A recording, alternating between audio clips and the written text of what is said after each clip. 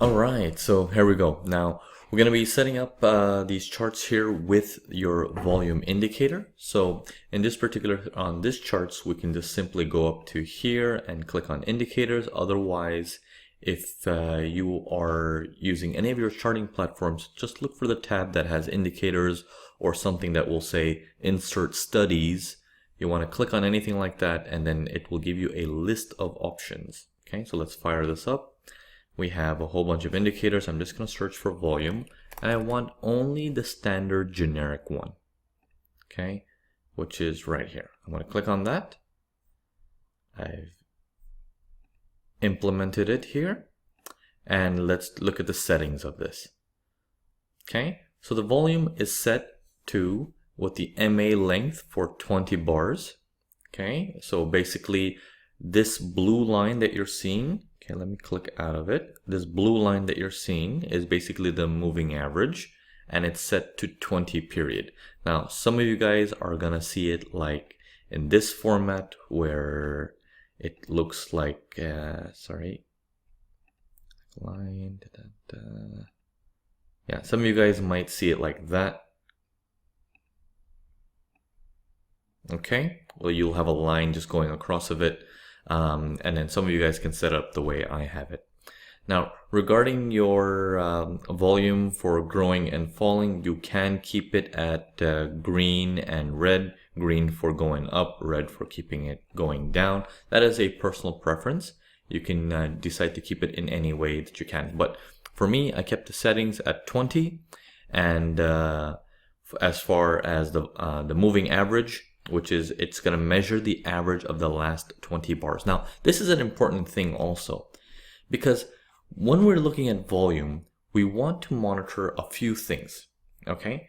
We want to monitor how much of a volume increase happens, okay? Whether it's a spike or a collective of the entire area, but we also want to compare it to the average and seeing how big is it? How low is it compared to what the normal is?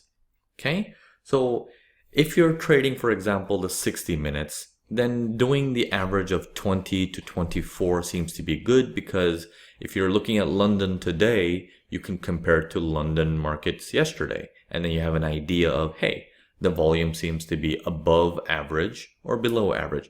I just kept it at standard 20. I just visually look myself.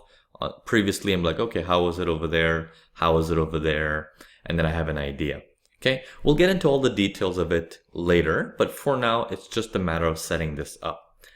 Now, once you save your settings, however you want to do it, I'm going to move these back to my default ways. There we go. Then you have your chart set up. You want to make sure you do this for all of your charts and all of your time frames that you look at. So generally for us at Urban Forex, when we're dealing with the Mastering Price Action course or the the 4-course bundle, we're generally looking at 2 time frames. So this will apply to both time frames. It needs to be on both time frames with the same settings. Okay. All right. So now let's move on to the next video, because there is several things you need to keep track of when it comes to the big boys, and getting a volume on your charts is one of those things. Okay, now actually before we get into that, I want to also touch base on one more piece. The piece being is, wait a minute, what about volume in Forex? Okay, well, it's easy to see volume in equities. It's easy to see volume in the futures market. Cryptocurrencies will have a standard idea for volumes as well. But in the Forex market, due to no central exchange, the volume is not so reliable. Okay, I personally use the charts from FXCM, and I'm using the volumes on that. You can also use, for example, Oanda. Okay, if I click Euro USD here, you can see they have, the ICE platform, Forex.com platform, FXCM platform, and then there's one from Oanda platform. The goal is to find an exchange that is as large as possible. So the idea might be, wait, if there is no central exchange, wouldn't my volume be different from one broker to the next broker? What if the volume is less reliable on another broker? I want you to understand one thing when it comes to the logical way of thinking. When a larger player is dealing with $20 billion plus in a trade, okay, just imagine that scenario. I'm not saying this is what happened. Imagine that scenario. If he needs to sell it off to the opposite party, let's say he's a buyer and now he needs to sell it off, okay, that $20 billion, one broker might not be able to support him with that much capital, okay? So he will reach out there as a bidding, as an auction market, and saying, I have $20 billion that I need to get of. And all of these brokers are going to jump in and says, I'll take it. I have a bunch of clients that are willing to buy at this price. So you can sell it to me. And each of these volume bars, they don't represent money. They represent tickets.